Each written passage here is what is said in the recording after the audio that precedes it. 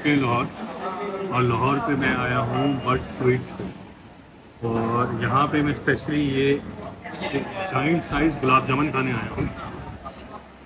हमारे अंदर ना एक अलग से पेट होता है मीठे का, आप खाना जितना भी खा लें पर मीठा ज़रूरी है। सो मैं ढूंढते ढूंढते यहाँ पहुँच चुका हूँ। ये जाइंट साइज गुलाब जामुन है, इसके ऊपर रबड़ी है और थोड़े ड्राई फ्रूट्स हैं और थोड़ा सा ज़ाफ़रान भी है मेरे साथ। तो चलें ट्राई करते हैं कैसा ही है। वो बिस्मिल्लाहिर्रहमानिर्रहीम।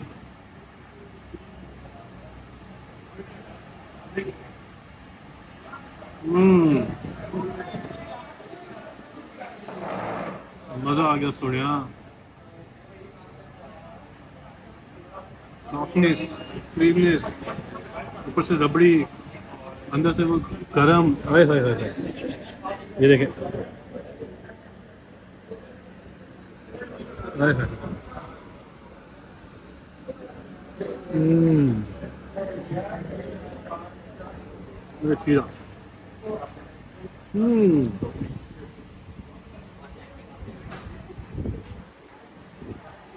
अभी तो पार्टी शुरू हुई है, आगे और भी चल के आपको लाहौर की चीज़ें दिखाते हैं।